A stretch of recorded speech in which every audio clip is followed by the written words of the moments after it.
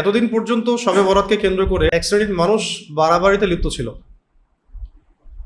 আমরা সমাজে দেখতাম যে শবে বরাত হচ্ছে, এটাকে কেন্দ্র করে এক শ্রেণীর মানুষ বাড়াবাড়িতে লিপ্ত, লাইটিং করছে, হালুয়া রুটি, তারপরে মিলাদ কিয়াম, আরও অনেক কিছু হচ্ছে, কবর দলবদ্ধভাবে কবর জিয়ারত করা হচ্ছে,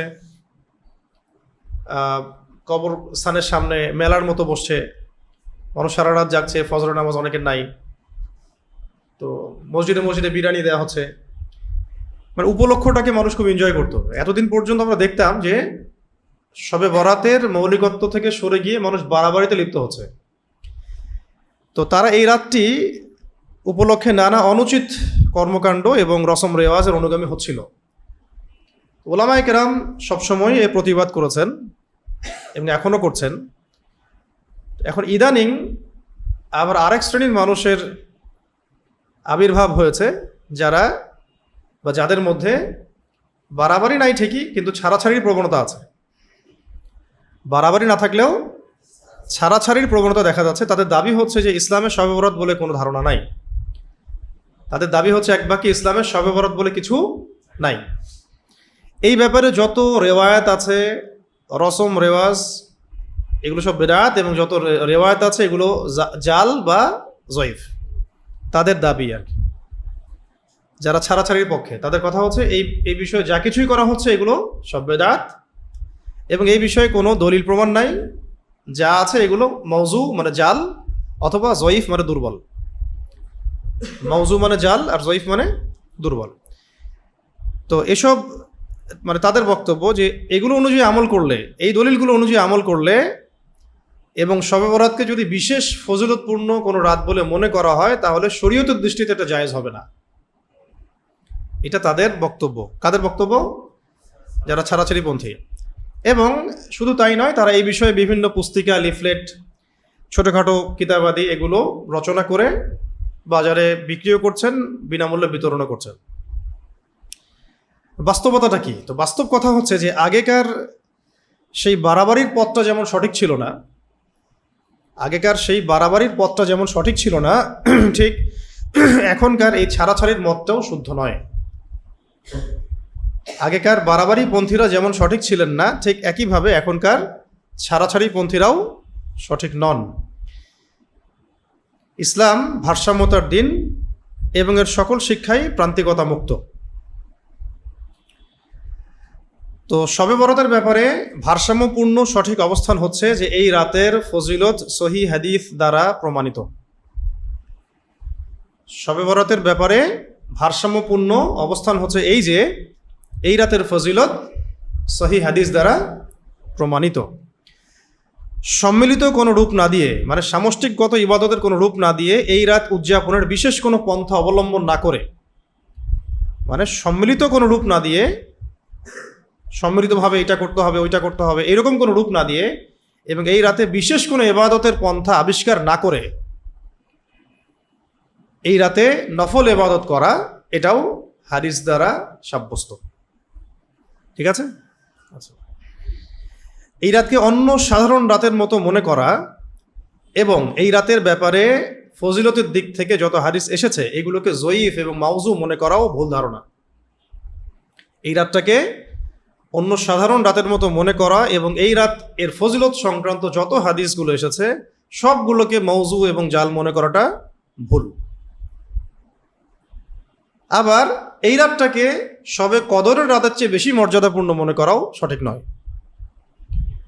বুঝাতে পারছি কি? আমি লেখা তো একটু কঠিন, আমি একটু ব্যাখ্যা, কিছু শব্দ আমি নিজের মতো করে বলছি আর কি বোঝানোর জন্য। এই রাতটাকে ফজিলতহীন মনে করাও যেমন ভুল, এবং এই রাতের ফজিলত সম্পর্কে যে হাদিসগুলো এসেছে সবগুলোকে জাল বানোয়াট এটা বলাও যেমন ভুল, আবার এই রাতকে শবে কদরের রাতের চেয়েও বা তার সমপরিমাণ সওয়াবের বা ফজিলতপূর্ণ মনে করাটাও ভুল। তো ভারসাম্যপূর্ণ অবস্থান হচ্ছে যে এই রাতের ফজিলত সম্পর্কে হাদিস আছে, সহিহ সনদে, হাসান সনদে হাদিস আছে। তো আমরা আগে দেখি যে এই হাদিসের এই রাত শবে বরাতের রাত সংক্রান্ত সহিহ হাদিস কোথায় আছে। এক নম্বর হাদিস, হাদিসটা একটু বড়, আমি সংক্ষিপ্ত করে বলছি আপনাদের জন্য। মুয়াজ বিন জাবাল রাদিয়াল্লাহু আনহু থেকে বর্ণিত, মুয়াজ বিন জাবাল রাদিয়াল্লাহু আনহু থেকে বর্ণিত আছে, নবী করিম সাল্লাল্লাহু আলাইহি ওয়াসাল্লাম ইরশাদ করেছেন যে আল্লাহ তাআলা অর্ধ শাবানের রাতে, আল্লাহ তাআলা অর্ধ শাবানের রাত বলতে লাইলাতুন নিসফি মিনা শাবান, মানে 14 তারিখ দিবাগত রাত, 14 তারিখের দিবাগত রাত, পরের দিন 15 তারিখ। রাত আর দিন কিন্তু আমাদের এই পশ্চিমা হিসেব অনুযায়ী হয় না ইসলামে। সূর্য ডুবে গেলেই রাত শুরু হয়ে যায়। এখন আমরা আছি 11 তারিখ রাতে, যদিও ক্যালেন্ডারে হবে হয় 10 তারিখ নাকি। তো হাদিস ইরশাদ করা হচ্ছে আল্লাহ তাআলা আল্লাহ আযজা ওয়া জাল অর্ধ শাবানের রাতে, অর্থাৎ 14 তারিখ দিবাগত রাতে তার সৃষ্টির দিকে রহমতের দৃষ্টি দেন। আল্লাহ তাআলা শাবান মাসের 14 তারিখ দিবাগত রাতে নিসফুম মিনা শাবানে তার সৃষ্টির উপরে রহমতের দৃষ্টি দেন। এই বিষয়ে বলছিলাম যে সৃষ্টির দিকে রহমতের দৃষ্টি প্রদান করেন, তাহলে সৃষ্টির মধ্যে রহমতের মুখাপেক্ষী কারা সবচেয়ে বেশি? আমরা, মানুষ এবং জিন। এবং আল্লাহ রাব্বুল আলামিন 2 শ্রেণীর মানুষ ব্যতীত, অর্থাৎ মুশরিক এবং বিদ্বেষ পোষণকারী, মানে পরস্পর হিংসা বিদ্বেষ পোষণকারী এরকম মানুষ অথবা মুশরিক মানুষ ছাড়া সবাইকে মাফ করে দেন। তাহলে এই রাতের ফজিলত সম্পর্কে হাদিস পাওয়া গেল যে এই রাতে আল্লাহ রাব্বুল আলামিন তার সৃষ্টির দিকে রহমতের দৃষ্টিতে তাকান এবং সবাইকে মাফ করে দেন 2 শ্রেণীর মানুষ ব্যতীত। এক হলো কি? মুশরিক মানে তো বুঝি আমরা, যারা শিরকে লিপ্ত আছে। সেটা অমুসলিমও হতে পারে, মুসলিমদের মধ্যেও তো বহু মানুষ শিরকে লিপ্ত থাকতে পারে। শিরকে লিপ্ত মুশরিক আর বিদ্বেষ পোষণকারী, পরস্পরে বিদ্বেষ পোষণকারী ব্যতীত আল্লাহ পাক সবাইকে মাফ করে দেন। তো এই হাদিস থেকে প্রমাণিত হচ্ছে যে এই রাতে আল্লাহ তাআলার রহমত এবং মাগফিরাত ব্যাপকভাবে উন্মুক্ত হয়। এই রাতে আল্লাহ রাব্বুল আলামিনের রহমত এবং মাগফিরাত, মানে আল্লাহ পাক রহমতের দৃষ্টিতে তাকান, এটা আল্লাহ পাকের রহমত, আবার ক্ষমা করে দেন, এটা কি? মাগফিরাত। তো আল্লাহ পাকের রহমত এবং মাগফিরাত এই রাতে ব্যাপকভাবে উন্মুক্ত হয়।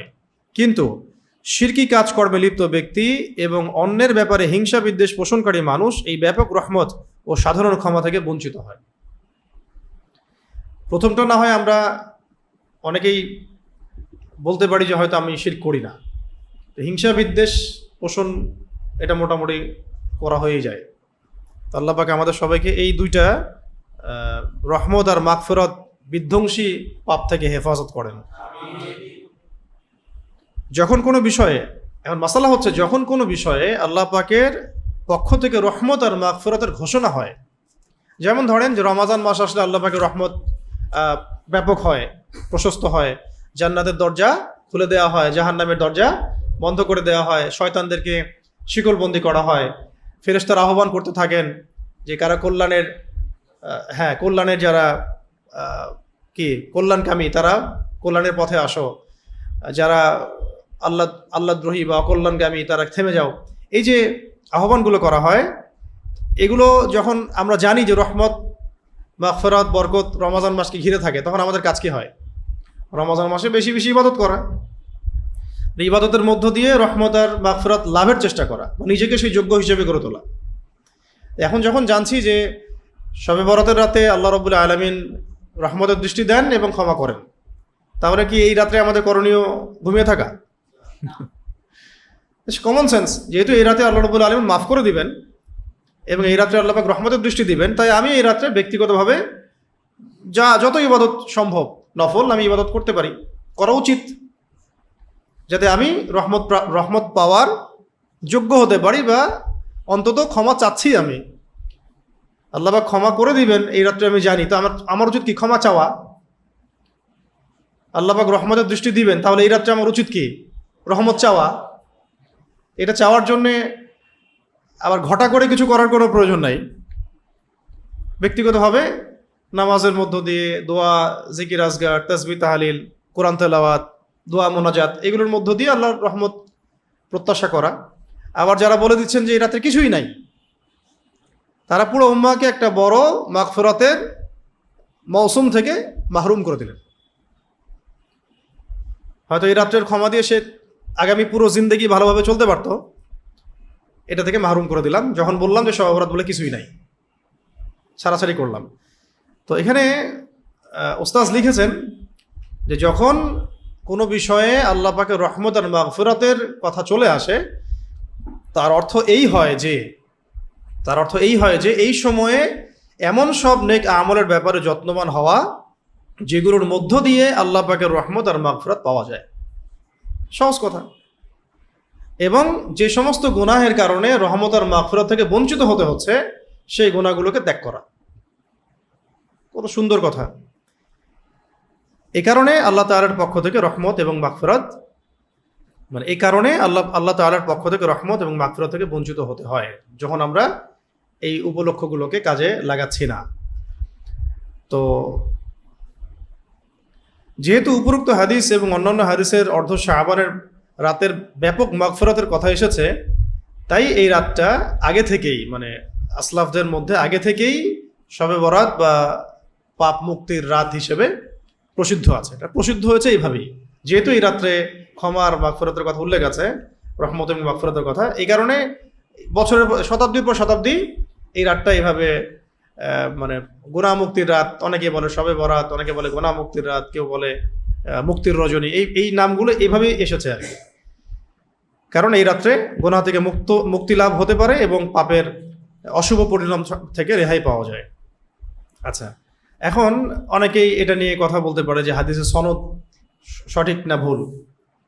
হাদিস তো দিলেন, শুনলাম, সব ঠিক আছে, এখন হাদিস জাল না জয়ীফ না কি, এটা নিয়ে তো ক্যাচাল হতে পারে। এবং আমাদের বাংলাদেশই একমাত্র দেশ যেখানে হাদিসের মুহাদ্দিস হতে হলে পড়াশোনারও দরকার হয় না, অনেক সময় অ্যাপস থেকেই মুহাদ্দিস হওয়া যায়। অ্যাপস দেখে আমরা হাদিসের সনদ একদম জয়ীফ কোনটা, জাল কোনটা, মওজু কোনটা, হাসান, হ্যাঁ কোনটা একদম মুরসাল, সব বলে দিচ্ছি আর কি অ্যাপসের নিচেই। অথচ এই শাস্ত্র পড়াশোনা করতে হলে মিনিমাম 20 বছর 25 বছর একটা সিলসিলায় যেতে হয়। মিনিমাম 20 বছর তো লাগবেই। ধরেন আমরা যারা মাস্টার্স করে ফেলেছি, এখন অনেকে তো ডক্টরেট করছেন, তাই না? দেশের বাইরে পড়তে যাচ্ছেন আরও বড় ডিগ্রির জন্য। এখন ওই লেভেলে পড়ার জন্য আমাদেরকে আগে 15-20 বছর পড়তে হয়নি, বা 20-25 বছর পড়ে না ওই লেভেলে যেতে হয়েছে। তো হাদিসের যে শাস্ত্র সম্পর্কে যে পড়াটা, যেটাকে আমরা বলছি উসুলে হাদিস, কি বলছে উসুলে হাদিসের পড়াশোনা করতে এরকম 20 বছর 22 বছর 25 বছরের একটা মেহনত দরকার। তারপরে গিয়ে ওই যোগ্য হয় মানুষ, তাও কতটুকু হয় সেটা ব্যক্তি বিশেষে নির্ভর করে, ফারাক আছে। তো এখন আমাদের একটা মহামারী হচ্ছে অনলাইন থেকেই হাদিসের সহিহ জয়ীফ সব যাচাই করে দিচ্ছি। তো যখনই নিজের মতের সাথে কোনো হাদিস মিলবে না, ওটাই জয়ীফ হয়ে যায়, জাল হয়ে যায়। হ্যাঁ, এটা খুব বাজে এবং এটা উদ্ধত আচরণ, অহংকারের পরিচয় এবং একই সাথে দিনের সাথে খেয়ানত আর কি। তো দিনের ব্যাপারে এমন কোনো কথা বলবো না যেটা আমি জানি না। আর এই মাসালাগুলোতে তো বলবোই না, কারণ এই মাসালাগুলো অনেক হাদিসের তাহাকিক করার পরে একটা সলিউশন আসতে হবে। এমনি আমরা বলতে পারি সুদ হারাম, কি সুদ হারাম এটা আপনি বলতেই পারেন। তারপরে মদ পান করা হারাম, নামাজ পড়া ফরজ, কোরআন তেলাওয়াত শেখা ফরজ ওয়াজিব, একজন এক একভাবে বলেন, দিনের ইলম শেখা ফরজ, মৌলিক কথা বলতে পারি আমরা। এখন যদি কেউ বলতে চায় যে নামাজের মধ্যে হ্যাঁ রাকাত সংখ্যা, রুকু, সিজদা, আহকাম, অরকান, এই বিষয়গুলো নিয়ে খুঁটিনাটি আপনি আলোচনা করতে চান, তাহলে গভীরে ঢুকতে হবে। তো ওইটা সবার কাজ না। তো এটা সতর্কতার জন্য বললাম যে অনলাইন নির্ভর হয়ে হাদিসের সনদ মতন এগুলো যাচাই করতে যাবেন না। এবং যারা এই অনলাইন বেস হাদিসের সহিহ জয়ীফ তাহকিক করার উদ্ধত আচরণ প্রকাশ করেন, তাদের থেকে দূরে থাকা উচিত। বরং হাদিসের ব্যাপারে সেই সব ওলামায়ে কেরামদের দ্বারস্থ হওয়া উচিত যারা হাদিসের ব্যাপারে পারদর্শী, হাদিস শাস্ত্রে পারদর্শী। তো যারা আর্টিকেল পড়ে শোনাচ্ছি তিনি হাদিসের ব্যাপারে শুধু পারদর্শী নন, যারা উসুলে হাদিস পড়তে আসে তিনি তাদেরকে পড়ান।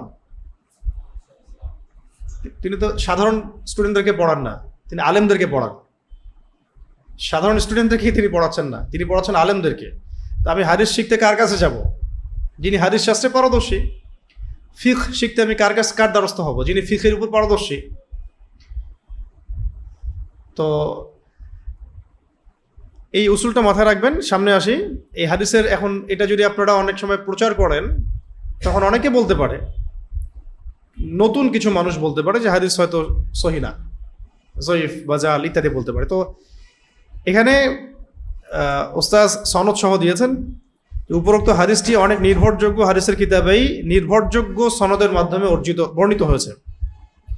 ইমাম মুহাম্মদ ইবনে হিব্বান, যার কিতাবের নাম আমরা জানি সহিহ ইবনে হিব্বান, এই কিতাবটার মধ্যে তিনি এই হাদিসটা উদ্ধৃত করেছেন। এই কিতাবের হাদিস নাম্বার 5665 নম্বর হাদিস, 5665 নম্বর হাদিস। এই যে সহিহ ইবনে হিব্বান কিতাবটার নাম বলা হলো, এই কিতাবটা পড়ার যোগ্যতা অর্জন করতে এখন শুরু করলে আপনাদের 15 বছর লাগবে। এখন থেকে প্রায় 10 বছর পরে, মিনিমাম 10 বছর পরে, 12 বছর পরে, আর যদি আমার মতো খারাপ স্টুডেন্ট হন তাহলে 15 বছর পরে আপনি সহিহ ইবনে হিব্বান হাতে নেওয়ার যোগ্যতা অর্জন করবেন,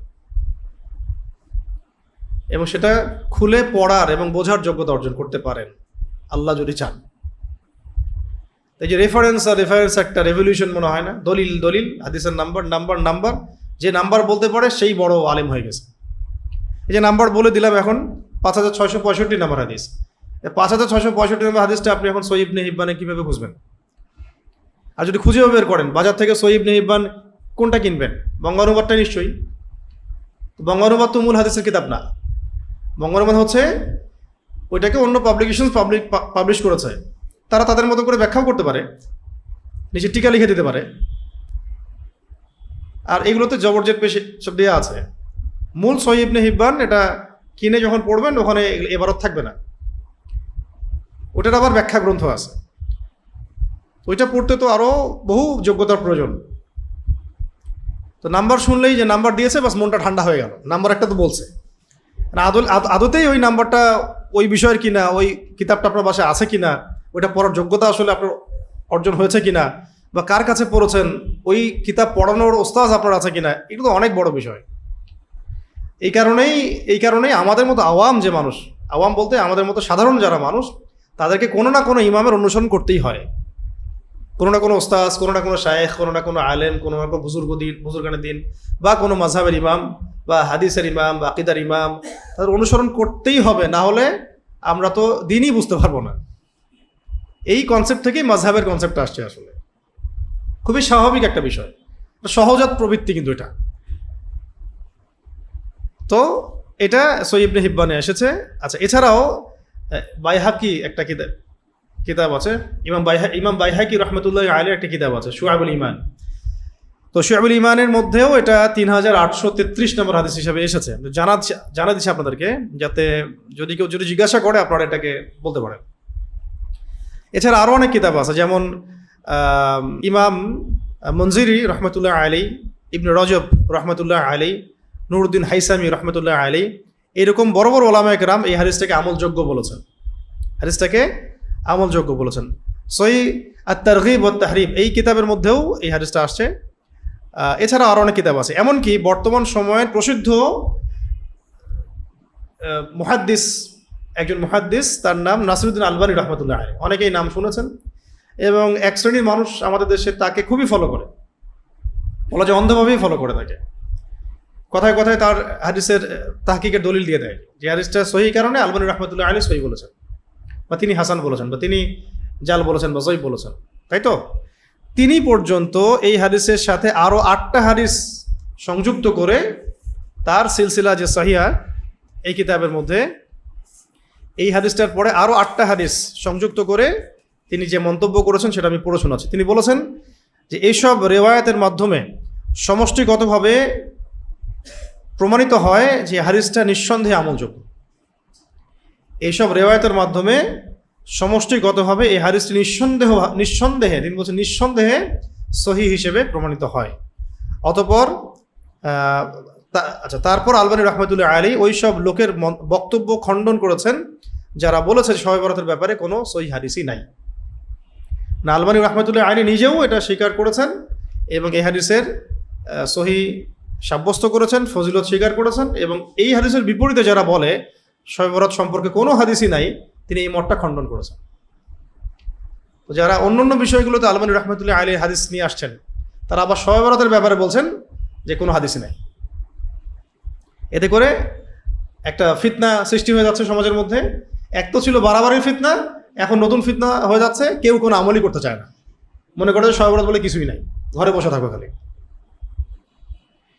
আল্লাহ পাক আমাদেরকে বাড়াবাড়ি এবং ছাড়াছাড়ি থেকে হেফাজত করেন এবং সঠিক জায়গায় থাকার তৌফিক দান করেন।